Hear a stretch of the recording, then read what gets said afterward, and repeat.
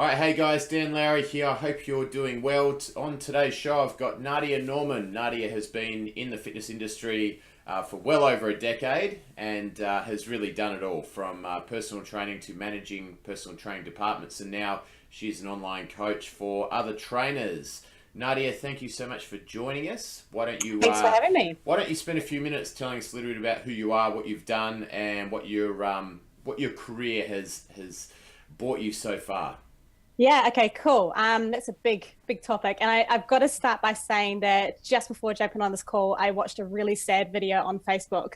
So I'm a little bit, oh my God. It was one of those videos about never taking life for granted videos, which I think is actually very important to understand and dive into. Anyways, as an aside, like you said, I'm Nardia. I currently at the moment work specifically with female personal trainers. I help them to back themselves and then to transform their businesses so that they can experience more freedom, money and impact. I guess it has been a long winding road to get to where I am. I've actually been in the industry for almost 18 years now. Can you believe it? And so in that time, I started off as a personal trainer at Les Mills Dunedin. I started personal training when I was doing my degree, and I thought that it was just going to be something that I did through university until I found a real job.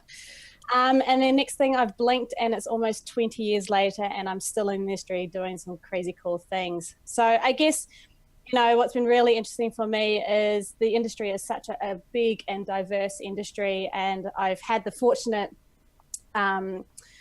I've been fortunate, I should say, to experience lots of those different roles within the industry. Like you said, as a personal trainer, as a personal training manager for Fitness First. I've worked in lots of different types of models. I'm now currently an international presenter teaching other trainers about how to train women compassionately and effectively. I write content for the Australian Institute of Fitness. I write my own content. I have my own course that's called the Female Health and Performance Coach, which again is aimed at personal trainers to help them better understand their female clients.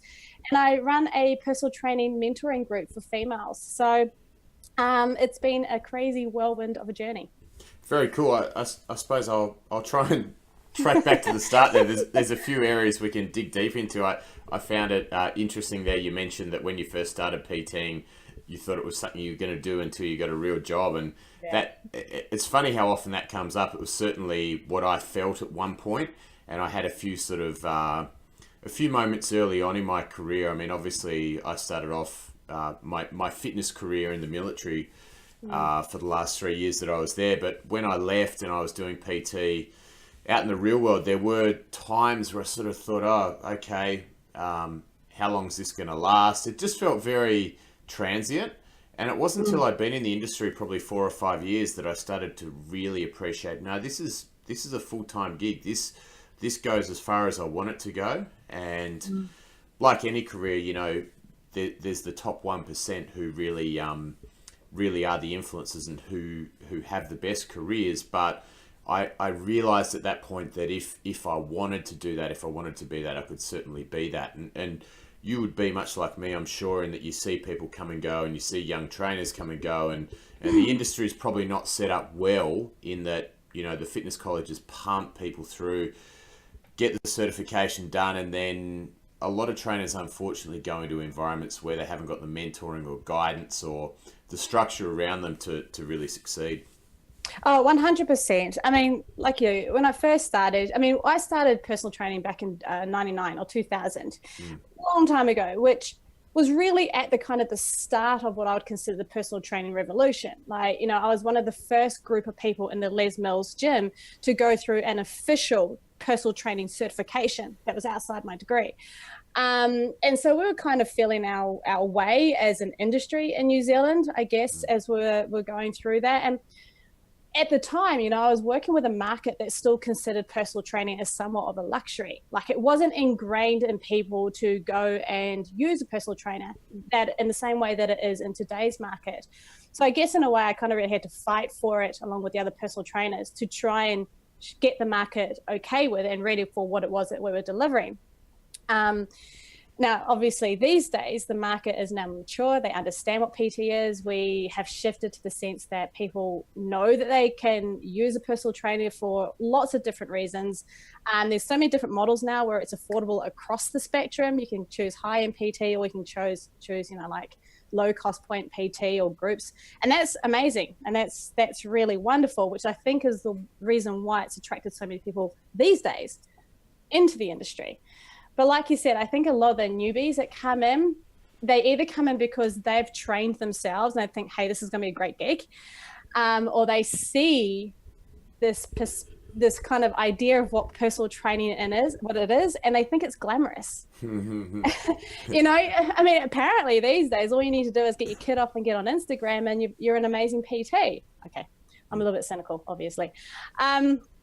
But, you know, so there's this idea where this is such a glamorous career, but what people don't understand is that to be an amazing personal trainer or coach, you have to have this holistic approach to the way that you work with your clients. That it's not just about being real good at doing heaps of reps and guns. That you can't just squat yourself to make you hot, right? You've got to take into consideration somebody's anatomy, their physiology, their lifestyle. You have to know how to coach people through change, which is not an easy thing to do. So yeah, I love the fact that we're seeing more people coming into the industry because it means that the market needs it. But, and I say this cautiously, with all these trainers entering the industry, we really need to stop and question how effective we're being. Because we've still got less than 20% of the population actually engaging in regular physical activity.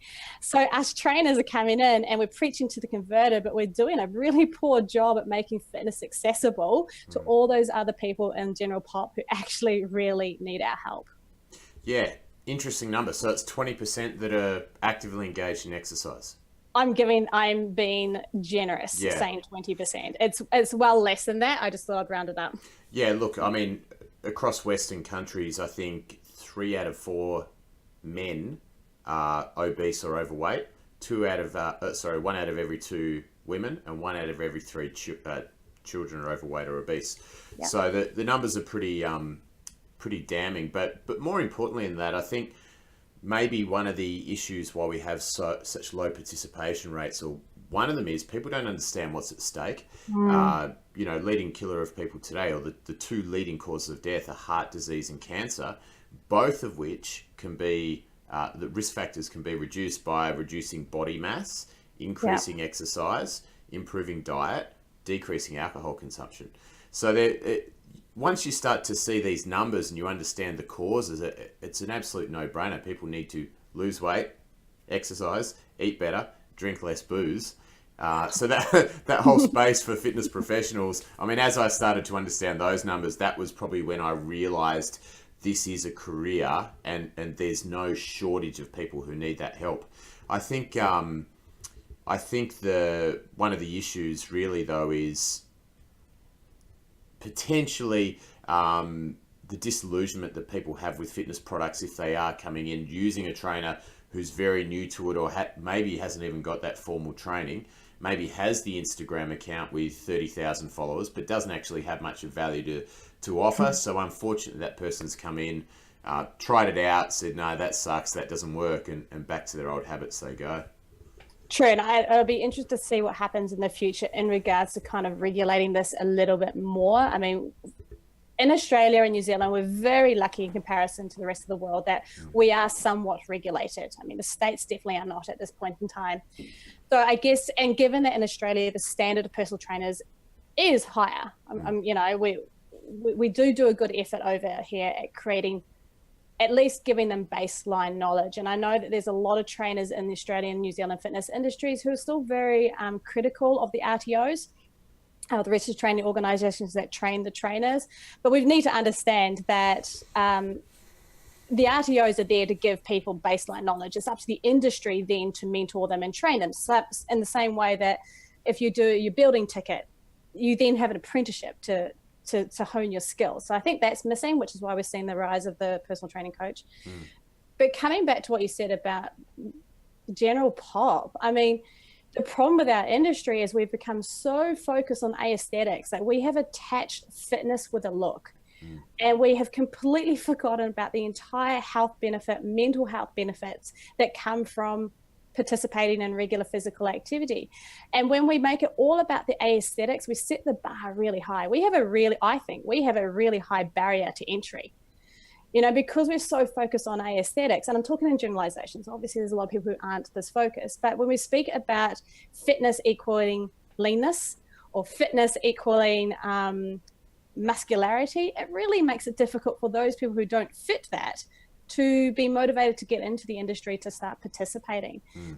In general, I do think that we are dancing a fine line here between being really exclusive and narrowly defined, which I don't think is helpful. Yeah, most Instagram accounts or trainers' social media accounts, they're intimidating. They're holding the trainer up as the standard when really it should be about the client and what they want to achieve. Or learning how to speak something of value to your potential client. 100%. What do you think about, I mean, what have been some of your observations over the years, the impact that the whole Instagram culture has had? You know, I mean, I've certainly seen some interesting stuff, and I'm sure you've got something to share on that as well. I do. I have a lot of opinions. Look, I think with social media, there's amazing things to come with it, and there's always going to be a bad side or a dark side. And it's always the people who abuse the system that kind of make it bad for everyone. My concern around the rise of the Instagram trainer or coach is that we're seeing people who aren't qualified dishing out information to people, and people are lapping it up. Because let's be honest, a lot of these famous Instagram stars are really good at marketing themselves. A lot of the badass, highly educated trainers that I know are too busy learning and doing their craft to be worried about marketing. So they're less likely to put themselves out there. It's created this idea, like I said before, that fitness is only about a look. And so we're seeing value being attached to an aesthetic. And therefore, what I'm seeing is that people are starting to only take their worth or only value themselves through the way that their body looks. And unfortunately, I think that sets up a really bad precedent for the majority of general population, because we as individuals are far much more worth than the way that we look. Right? We've got strengths, we've got talents, we've got all these amazing skill sets that we should be, tapping into and realizing that's what makes us worthy, not whether we've got the rocking six pack or the booty. And I think the third piece there is, it was really concerning, is the pornification of the fitness industry, or the pornification of fitness, right? So when you see lots of people use overtly sexualized poses or very little clothing to sell that product, something that we really need to question. And this is a very big gray area. So, I mean, obviously, the feminist in me is like, hey, it's about owning yourself and owning your worth. And if people want to be able to display their bodies in a way that they love, then so be it. But then on the flip side, I'm looking at it from an impact perspective. Well, what's the impact of this for those people that they're trying to reach? Yeah. I mean, it ties into the whole evolutionary psychology model. I was listening to a good podcast the other day. I can't remember where it was, but the guy was talking about how Google is the new God. Facebook is the heart, and the iPhone is sex. And everything we do is about status and reproduction. So at a biological level, these are the programs we're running underneath the surface. So it's no surprise that pornified fitness marketing is so much more effective. So I suppose the question is then, is it okay to use that as a model of marketing to get people in front of you to be able to then help them and then re-educate them on what it is to be healthy, what it is to have a good relationship with food, what it is to have a good relationship with exercise? If the person who's doing that is coming from a completely authentic place. Yeah. And that's exactly what they intend, right? I was talking to Alicia Smith the other day. So she's this amazing guru in our fitness industry. And we were talking about this as well. And she made this comment where she said, if you're the trainer and you're building your brand and you're using social media as a way as the vehicle for extending your reach and adding value, and you're questioning whether the types of imagery that you're putting out there is okay or not, you need to kind of dig deep, get absolutely real with yourself, right? I think we know when we're bullshitting ourselves, like we know when we're going to post something to get a like or to get some validation. But she said, the images can either be look at me or come with me. Mm. And I think the distinction is if you keep putting stuff and you're building a business based on purely look at me, then your heart's not in the right place. Or you might create this amazing business. And hey, if you're okay with that, then I guess you're okay with that. Yeah, or you might just create a good Instagram platform which gets lots of likes, but actually doesn't translate into good business. I mean, there's plenty of that going around as well. Oh, 100%. Yeah. But I like that distinction. No, if you're saying, come with me, yeah, like if you're posting images or you're sharing your stories and the message is, hey, this is where I'm at, come with me on this journey as I learn for myself, or here's what I've learned, or here's what my clients are learning, then I think that's extremely powerful, because it's not about the aesthetic, it's about you are coming along with that person. I think that's a much smarter way to build a brand these days anyways. And let's be honest, I think with all this pornification now, it's almost like we're numb to it. Like I see bodies now and I'm like, oh my God, they're just morphing. I could literally take the heads off these females and just pop them onto the same bodies. And I'm like, I can't tell the difference. It all looks the same. So we become numb to those images. And I, in fact, now will stop on a scroll when I see somebody who doesn't fit that narrow defined look of fitness, who's somebody who's real doing something completely different. That to me now stands out. You scroll? Well, actually, I'm 7 days scroll free. Oh, well done. I've been practicing. Yeah. And of course, I think it's worth saying, because many viewers and many scrollers would not understand that what it takes to actually get photo shoot ready is that whole dieting process. It's like getting on stage to compete. They're going through the diet, they're doing the water cut the week of, and they're getting super dried out so that they can spend a couple of hours taking photos and then post those photos for the next 6 months. And the realities of that are very different to how these people get around and how they look in their day-to-day life. 100%. I think as somebody who's not a fitness professional, as somebody who's just a gym enthusiast, or somebody who's just really into exercise, is to practice discernment with whom you follow on social media. And I think the general rule of thumb is if you look at somebody's image and it produces feelings of negativity in you, perhaps you walk away feeling less than, or it kind of gives you a little bit of then just unfollow. Because obviously it's triggering you, right? You are in control of who you get to follow on social media. So if you're always finding yourself coveting somebody else's body or hating on yours because it doesn't look like them, then I'm probably going to suggest they're not going to be the right type of brain food to be putting in your brain. Like, find someone else who makes you feel awesome and whole and validated. Yeah, absolutely. On that, over the years, how has your social media strategy changed? I mean, I can give a few insights into mine, how they've changed after you. But, well, as an example, I think early on I found it really confusing, and I just sort of went with a general template of what every other fitness page did. And it was just, the occasional quote or quote image or the occasional meme and, I suppose attempts to show my knowledge or my understanding of things through instructional videos. But over time, it's become a far more clearly defined strategy where it's about posting stuff that's valuable to my audience and rare, and feeling less pressure to do it with frequency. So it's either going to be something motivational with an image or an insight into my gym and what's happening there so people can become familiar with that, but real people, so real people who are training there. And then stuff that is rare. So it might be technique insights. It might be, just filming someone lifting. It might be little cue points or nuances to a certain exercise. But really becoming clear with that and offering real value rather than this sort of manipulative approach of just creating this unrealistic desire to be or look or have that appearance, I suppose. Yeah. No, I think, and I'd be curious to know if we were to look at the age sort of group statistics of, the people who post most prolifically, who really kind of put out those hypersexualized images.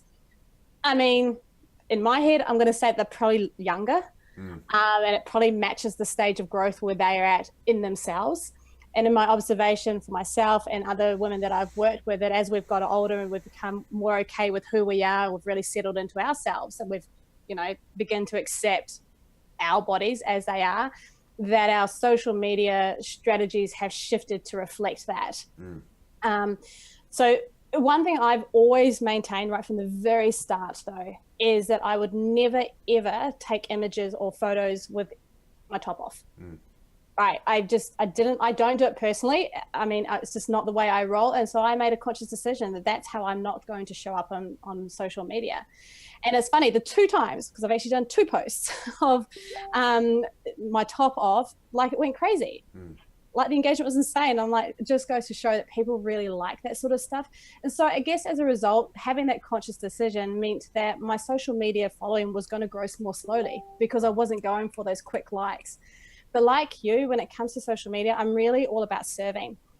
For me, it's my platform to serve. So can I show up with information or content that's going to be educational? Is it going to be thought-provoking? Is it funny? Is it just an insight into my life? Like, hey, this might help you. This is what I've been through. And just a way to kind of create a connection or a space where people who don't actually know me can look at my stuff and go, hey, she's really useful and she's down to earth. I want to get to know her a bit better. Very cool. Very cool. Yeah, it's that expectation, I think for women, it's just really good to understand that 15 to 25% body fat is healthy. You know, that's okay and it's normal. And if you've come from, you know, the higher end of that 25% or maybe over that or well over that, and you go and start training and you get into that 15 to 25% range, if you're sitting at say 22 or 23%, that's okay. And it's okay to want to get a bit leaner, but you don't have to have abs to have made it. And that's something I deal with a little bit. It's just managing that expectation, especially for women who come into the gym and train and, you know, maybe they're sitting at 18 or 19%, and that tends to be a pretty common sort of endpoint when we're pinching females who've been training for 6 to 12 months and they're sitting at that 18, 19% and they're not happy. And I'm saying, okay, what's the issue here? What are you not happy about? And they just feel like, I don't know, maybe they feel like they should be more because of all the work they've done, or maybe they feel like they should look a different way. But they're good, they're healthy, they're strong, they're fitter, and managing that expectation. And one of the things I try to do is just talk a little bit more about performance, you know, how much they're lifting, how much work they're able to get through, how they feel, rather than just being this, you know, this race to the bottom and this race to get as lean as they can. I guess, unfortunately, if somebody's mindset hasn't shifted where they can value themselves and accept themselves as they are, regardless of the size that they are, it doesn't matter if they're 25% or if they get down to 12, they'll never be happy. Yeah. And that's the sad thing, because it's never enough.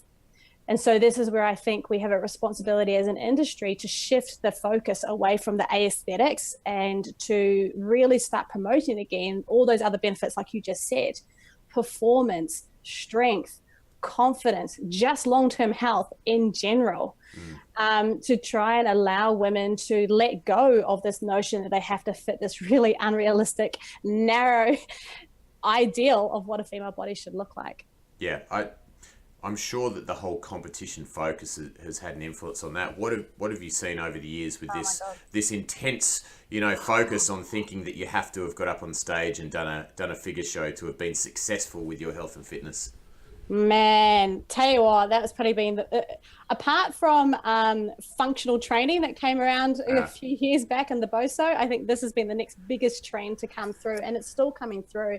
And I am extremely concerned by this. I wrote an article for the Personal Training Development Center that went absolutely nuts. It went viral. And it was basically, the question is competing a socially acceptable way of having a disordered eating or eating disorders, or masking it? Because in my observation, this is what we are seeing happening. Now, we're going to go down a whole new rabbit hole when we're talking about eating disorders and disordered eating. They're very, very different. But what I think general population and fitness professionals fail to recognize is this gray space of disordered eating, right? If you are competing and you are getting on stage, and this goes for bodybuilders and men as well, and if you are hyper restricting your food groups, if you're cutting out food groups, if your whole life is around weighing and calorie burning, then you've moved into that area of disordered eating. Right? Now, for bodybuilders, from a performance perspective, they need to play in that space to get the result that they want. I'm okay with that, and I'm not against the whole notion of getting on stage and competing. What I am concerned about at the moment is that we are seeing women who are not qualified to train for a competition getting on stage and competing. Yeah. So the problem is we need a better way of qualifying potential competitors. By that, I mean qualifying their attitude to their own body and to food, qualifying their actual physical ability for them to cope with the demands to get on stage. We need to set better realistic expectations. Like if you're dealing with somebody who's 30 kilos overweight and she wants to compete in 12 weeks time, then that's not ideal nor realistic. And it's actually setting her up for danger. So there's got to be a better way that we can qualify people in. And it comes down to the trainers, right? The trainers need to be better qualified to be able to understand how to qualify their clients. And trainers also need to be able to lay down expectations and say, hey, no, I don't think you're ready right now. Maybe in 2 years, let's train you to get there. So I think it's going to be interesting. I'm wondering if in a few years we see clients starting to sue trainers for poor nutritional advice or poor training advice. Yeah. I mean, I can't help but think that whole client focus of coming in from a cold start and maybe not having done any sort of training for a long time and being way too high in their body fat and then wanting to go straight into a competition is just a desperate attempt to change something. And it's just this desperate attempt to take control. And they see people at the start of that journey and then they see them getting on stage and they're like, wow, that is the answer to my problem. And then 100%. Then you've got the whole issue with trainers then, especially trainers who need work, not being able to say no and not knowing who they are and not knowing who they work with and not knowing how to act in the best interest of the client, and maybe going along with scenarios where it's like, you know, I want to do a comp and this person's way overweight and the trainer's just like, God damn it, I'll just do anything to get this client. So, you know, it's a very hard situation for both when the trainer can't be coming from a position. And I say this, I don't want to be trainer bashing here, but it's hard when they can't come from a position of true objectivity and say, look, let's focus on getting healthy first, and then we'll see how we're going in 6 to 12 months' time. I think you just hit the nail on the head there when you said, let's get you healthy first. We've forgotten that health sits at the base of the pyramid. Like, it doesn't matter if you want to get strong, lean, fast. You can't do that unless you're operating from a base of good health. So as a trainer, and I think this is brilliant to understand this, because now you can have, you can actually create a longer training period with your clients. If you say, hey, we're going to spend the next 6 months really focusing on the things that are going to make you feel good. Can you move well? Let's clean up your eating. Let's deal with your lifestyle factors. Let's manage your stress better. Let's get you sleeping really well. Let's get you feeling really good. And then let's focus on performance indicators. Yeah. It's certainly the thing I've seen with the younger trainers. I mean, my base in fitness, starting off as a trainer in the army, everything was about passing tests.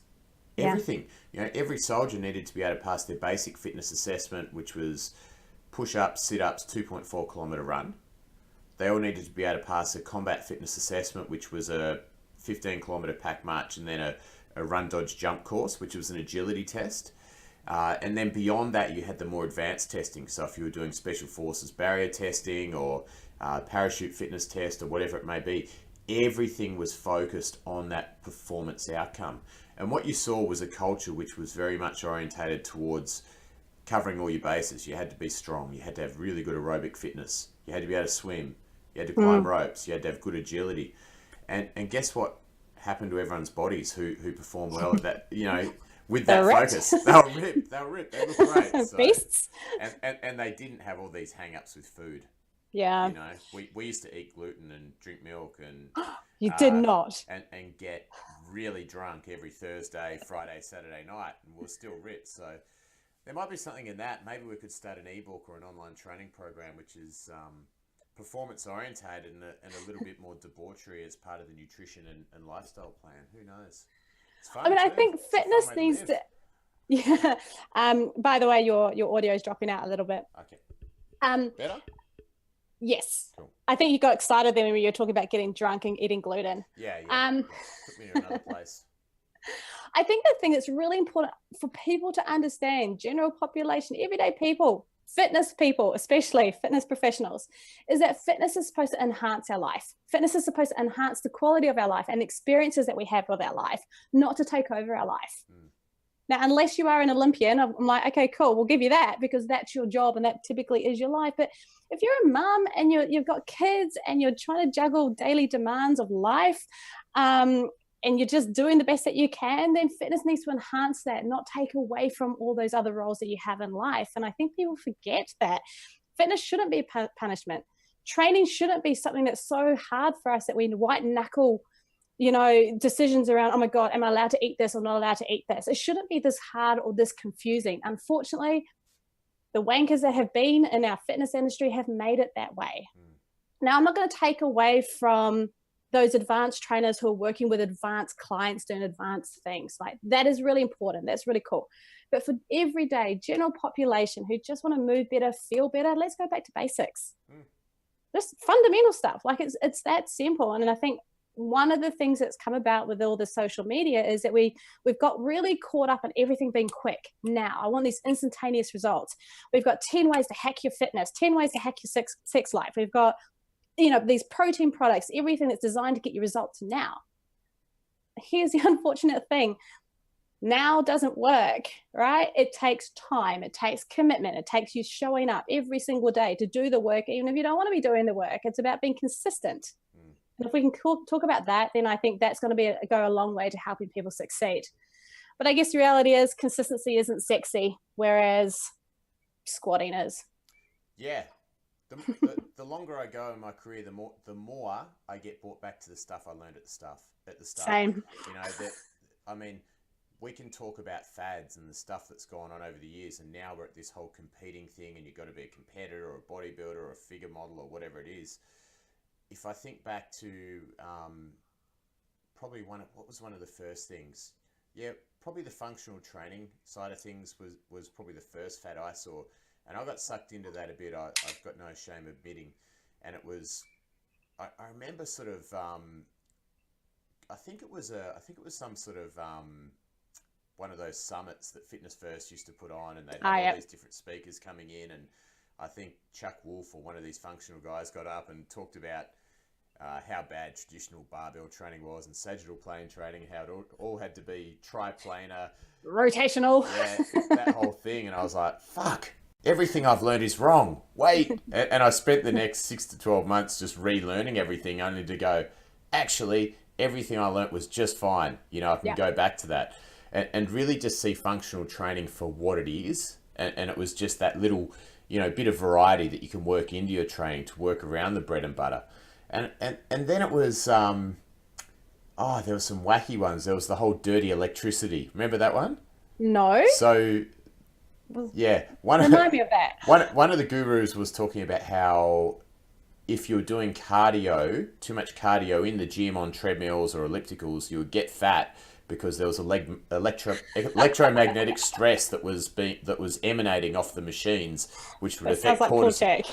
No, it wasn't Paul. It was someone else, a bit like Paul. But yeah, the dirty electricity would affect your cortisol levels, and you'd actually get fatter from doing cardio. So that was a good one, and I'm trying to think. There's been a few more since, but yeah, I think the basics always work if they're applied well.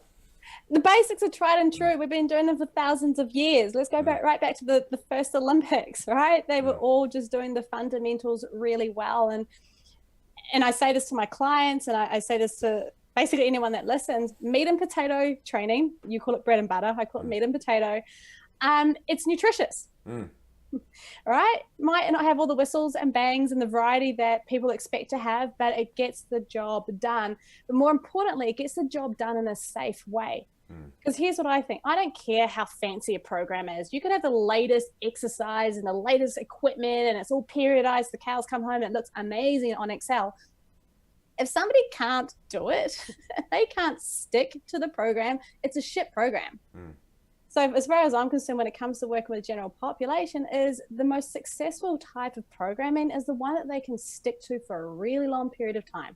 It's one that enhances their lifestyle. And quite often it's the basics. Makes them feel better. gives them more energy, bit of strength work, bit of cardio, bit of stretching. Yep. There you go. There you go. I mean, that's son. it. There we go. That's PT in a Solved. nutshell. Solved. Advanced program design. Done. But I think, I know we've been talking specifically to trainers, but I think that's important too for people who are engaging in the services of personal trainers to take some self-responsibility though, right? Yes, we expect our trainers to have a certain amount of wisdom and knowledge, but it's also, if you're committed to your own health and fitness, then go out there and also do some research for yourself. Right? You know, if you're one of those clients who's like, I just need variety, I need a ton of variety, question that, like challenge that. Yes, your client, your trainer can service that, but is that going to get you to the results that you want?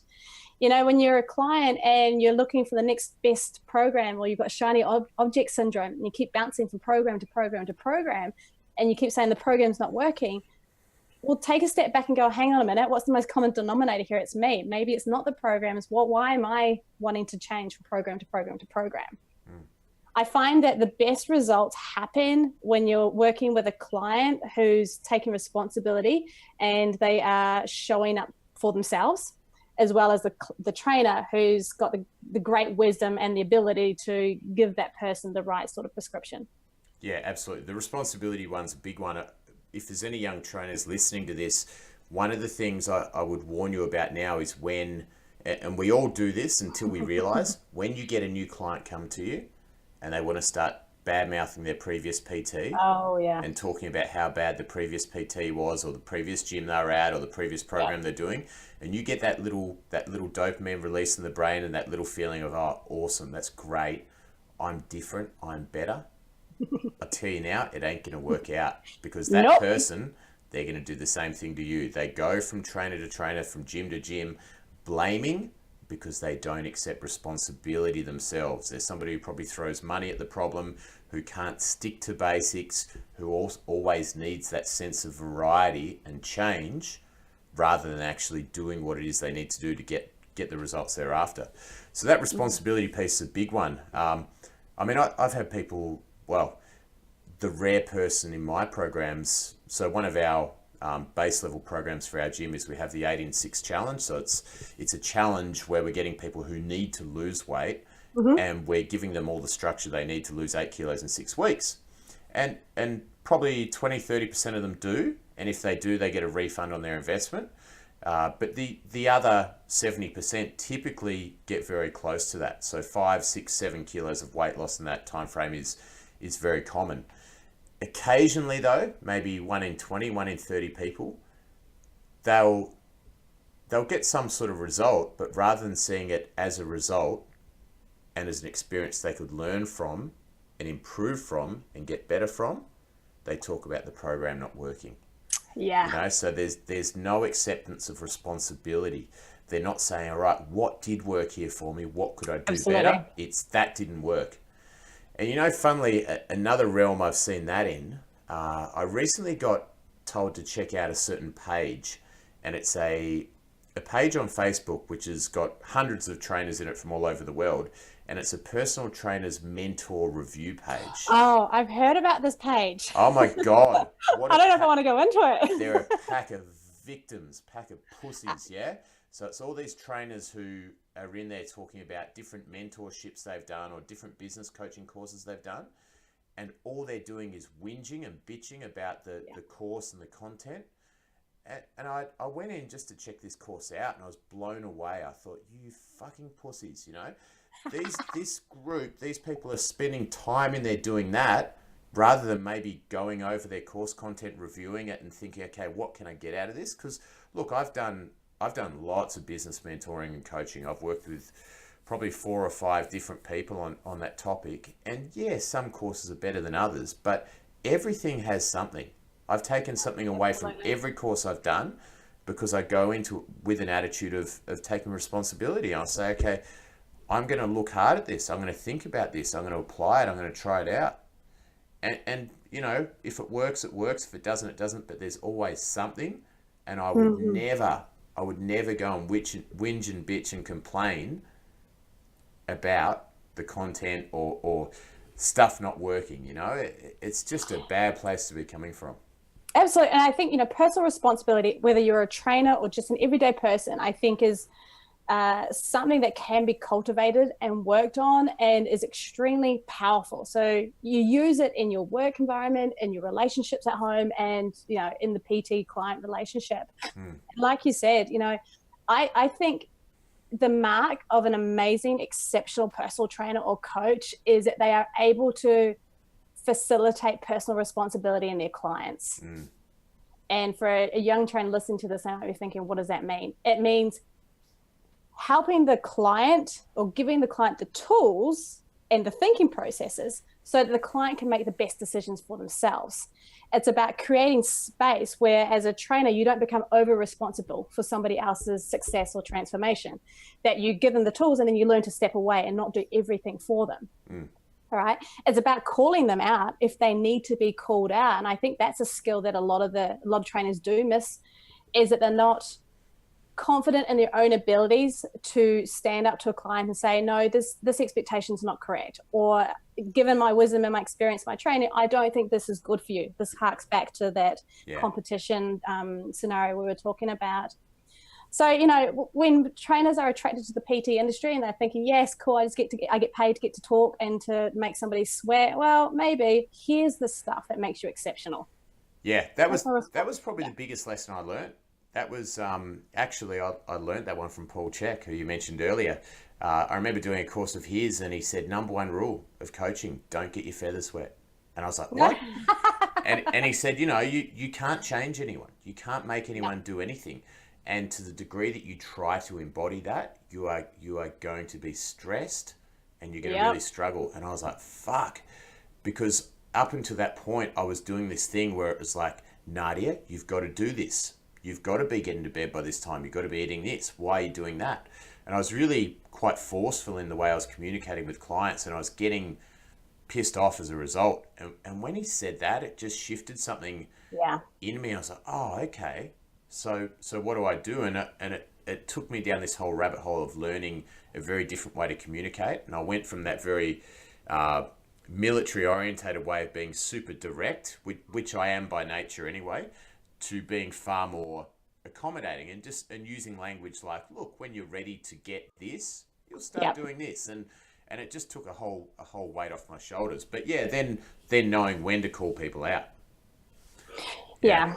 I think that's tricky. And again, this is the natural evolution of a trainer. And the more evolved you become as a trainer, actually, as we go further up the pyramid, I think I'd prefer to use the word coach, because I think the guys who are at the top are coaches versus pure just fitness trainers. And I think that's a distinction that needs to be made. But when you're at the top, you have a much better understanding of, like I said at the very start, the ability to change, or, change management. You understand human psychology at the fundamental level. You become more about drawing the information out of your client and getting the client to see their potential and get the client to come to decisions, versus me being advice driven and telling the client what to do. Yeah. And when you reach that place, it's just like, oh my God, this is amazing. Because like you said, you're not stressed. It's like, hey, no skin of my nose if you're not going to follow through. These are your results. I'm not going to be held responsible for that. And it's just an extremely freeing and I think more satisfying place to be, because when you really do get to see somebody take ownership of their health, their fitness, and their change, it's a beautiful thing to watch. Yeah, it's the whole, I care for you, but I can't care too much about what you do. I'll celebrate your wins, but I'm not going to get caught up in your inability to take the action you need to take to get that win. Functional psychologist.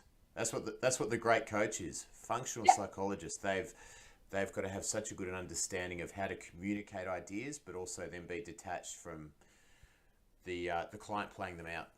100. So my saying is always, I'm committed but not attached. Yeah. Now, as a coach of trainers, I'm sure you get to play this out at a whole nother level now. I know I do with my trainers that work for me. Yeah. It's that whole thing of, this is best practice.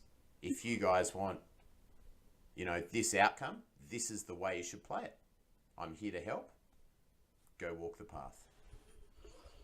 Yeah, I do that. I think because I'm working specifically with female trainers, The biggest area that I'm constantly working on is helping them to back themselves, is helping them to find their own confidence, to help them see their potential. I mean, one of my superpowers is seeing potential in other people that they can't see in themselves and bringing that out of them. Sure. So really trying to hone into that. I mean, this is why I shifted into working specifically with female trainers, is because I feel like the industry would benefit from having more amazing women PTs in the industry. I feel like it'll help bring back some sort of feminine energy into this masculine space. I think it'll then create all these women personal trainers will be the vehicle for the focus on going back onto sort of like health. And something else we haven't mentioned yet is, when we look at fitness, I think fitness should be for everybody. I don't care what size you are, what color you are, what age you are. It should be for everybody. And the industry is only really focused on young. It's a young person's industry, let's be honest. And yet the biggest growing demographic is those over 55. So I would love to see more trainers starting to work with that age group. But going back to what I was saying about working with female trainers and doing that coaching business, it really is about helping them see themselves in a whole new light. And as a coach, of course, I've got all the systems, the strategies and procedures in place, and I just want to dump that on them and get them to go. But I know as a coach, I can't do that because it will overwhelm them, it will keep them stuck, and that's not going to be useful for them long term. So I just have to kind of create the space where they come to terms with and they create their own change. Yeah, for sure. Look, I've got a few young female trainers working for me at the moment. Two who are fully up and running, and a couple more who are in our mentorship program and in the wings. But one of the things that I really try to impress upon them is to be hard taskmasters. What I find is most young female trainers, or most female trainers, they're a bit of a pushover. They let their clients walk all over them, and they need to be far more assertive. And probably, one of the best female trainers I've seen for doing that is my wife Alana. She is a tough woman, and when she's not doing any coaching anymore, but when she was a really hard taskmaster. Didn't accept excuses, didn't accept people's bullshit. Probably cared a little bit too much for her clients and got drawn in a little bit too much. But of all the faults, that's a good one, kind of. But yeah, look, I'd be interested to hear what does the end product look like? The female trainer who's been working with Nardia Norman 12 months down the track, what is that trainer embody? So the whole premise between what I do is helping trainers transform their businesses so that they can have more, make more money that matters, have freedom and impact. And the one thing that is really probably the standout for all of these women is that they want to contribute. Yeah. They want to have impact. So after they've gone through the training with me, they're in a position now where they feel confident in expressing their opinion. They're writing blogs. They're getting their messages out there. They're standing really true to who they are. They're strong. They're standing strong in their own conviction. They're really opinionated about something they 100% believe in.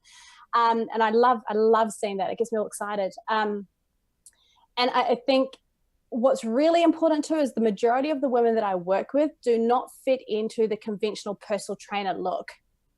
So these are women who maybe are older, are carrying a little bit of weight, but they're just normal women and they've got this voice. And for so long, they felt like they couldn't be a trainer and they didn't feel good enough because they didn't fit the mold of what this personal trainer is supposed to look like. Sure. And so when I see them transform and they're like, fuck that. Yeah. I am woman. Hear me roar. Here's what I stand for. That is what just gets me so freaking excited. Very cool. And as a result of that, unsurprisingly, they have greater impact. They are freeing up their time because they attract more people into their client base. So yes, they make more money for less time. Yeah, but my focus never has been about becoming the 7-figure trainer or the 6-figure trainer. My message has always been about let's bring out more of you so you become more badass so you can have a greater impact. The rest will follow. Yeah, having a bit of conviction so they know who they are is such an important thing. And the whole money thing, I love to hear. I love hearing you talk about that. It's just, God, I think in Australia we just have this aversion to talking about money or talking about the financial windfalls that you can have from being competent in your career. And it's all right for all the people you train. It's all right for everyone else to have a job that pays well. But it's like you're the capitalist pig as soon as you want to have a good financial model attached to your business. So, you know, you can actually buy a house or live a good life and be able to serve people along the way. So look, that's a big one that I teach all my trainers is, you know, have a good structure, have a good financial model attached to your business so that people treat it like a business, and you can do it long enough to actually help people, because you're not having to, you know, go and work a second job or reconsider your career path, but actually make this thing viable for you rather than pissing around. 100%. I mean, I think for the first 10 years of my career, I would actually say I was a hobbyist. I was a hobby in my career. I didn't really understand this stuff. It was only really been since I turned 30, the last 10 years, that I started taking my career seriously.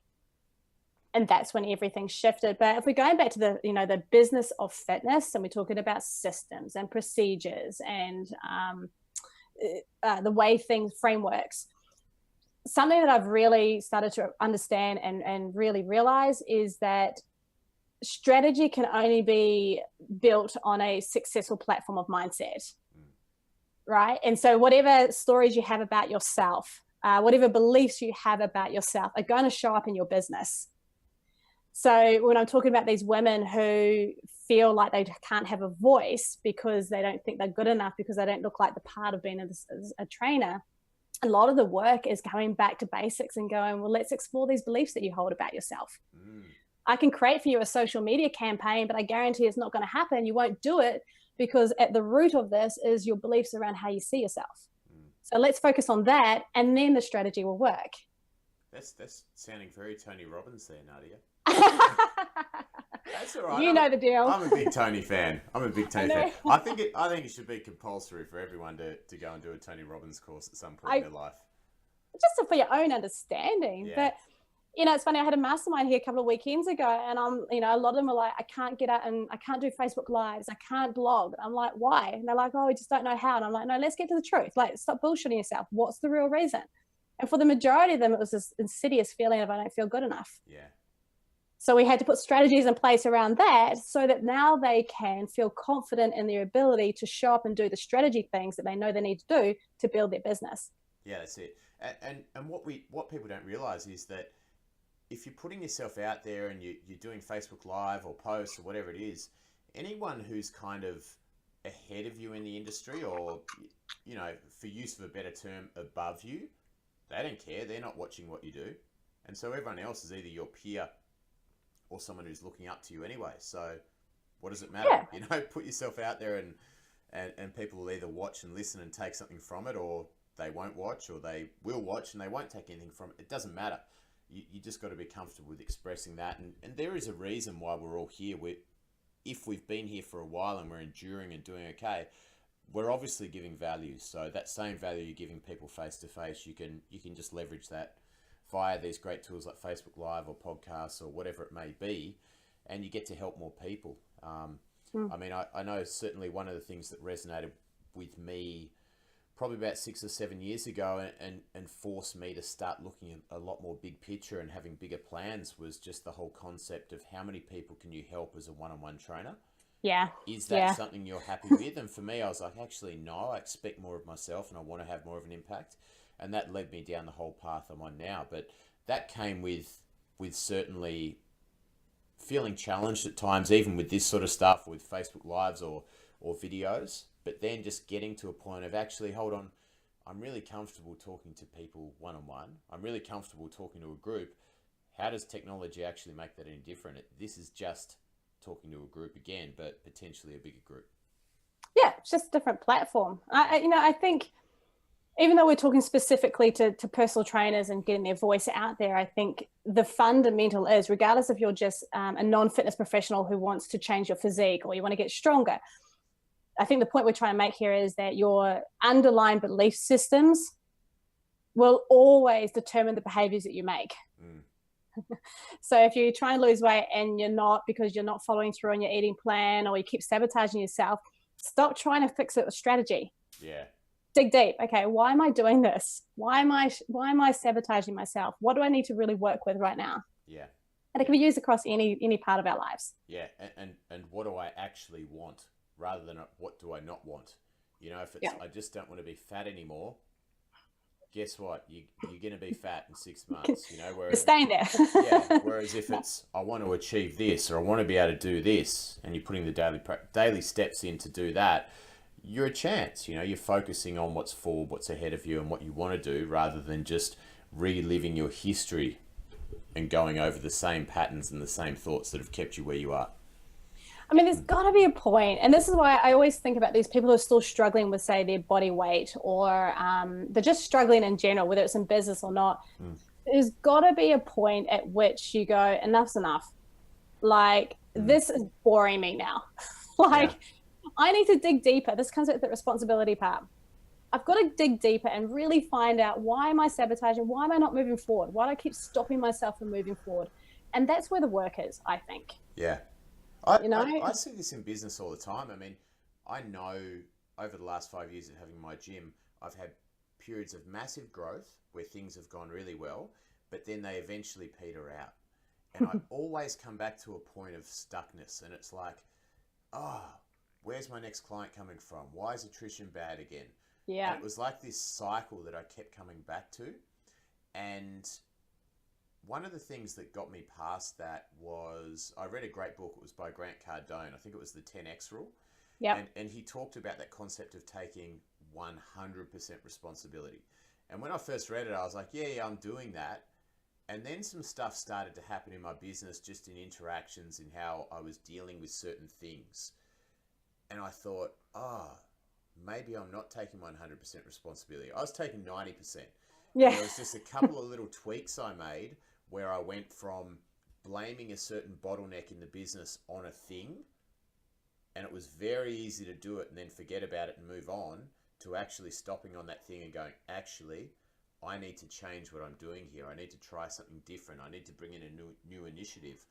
And I think one of the main things at that point was just having designated time each day. It was just an hour each day where my clients could come and catch up with me, have a brainstorming session. And that reduced attrition overnight. And it was that little tweak, that little adjustment. And that's just one example. I think there were 3 or 4 things that I looked at differently when I accepted that final 10% of responsibility. And it's much the same, I'm sure, with many people's attempts and failures to get into the gym or get into a good routine. There might just be that one little thing where they're not accepting that full responsibility. And, you know, give yourself a pat on the back, because it takes courage to be able to really hold a mirror up and go, okay, I'm giving it 90% of my all, but there's 10% that's not working here. Let's look at this. And when you work it out, it feels good. It does feel good, but at the time it feels yucky when we have to take responsibility and go, shit, the reason why I'm not losing weight, or I'm not bringing in cash, or I don't have the partner of my dreams is, oh shit, it's me. Yeah. All right. And it's a hard place to be in, but it's a freeing place to get to. Yeah, real good. All right. I think we've covered some good stuff today, Nardia. We could go real deep on a few of these topics, but we'll keep it to 60 minutes or so. For my listeners who don't know much about you and would be keen to continue to hear your words of wisdom, where can they find you? Come across to my to my podcast called the Wow Collective Podcast, WOW. You can find that at podcast.nardianorman.com. And I'm Nardia with an R. The Wow Collective Podcast is, I love this. It's like my gift to people. It's where I every fortnight get to interview an amazing woman who is just an absolute badass in her particular field. So this isn't oriented towards fitness. This is just oriented towards amazing women who are inspirational in their zone, doing crazy cool things in the world. So I suggest you check that out. Or you can come across and find me on socials or on my website, which is nardianorman.com. Very cool. Well, look, the first 3 episodes of my podcast have been very testosterone orientated, so it's good to have a smart, intelligent, strong woman on here today, and to give people a little bit of a portal into following more of your work and the important message that you spread. So thank you so much for coming on. Thank you for having me. Cool. See ya. Bye.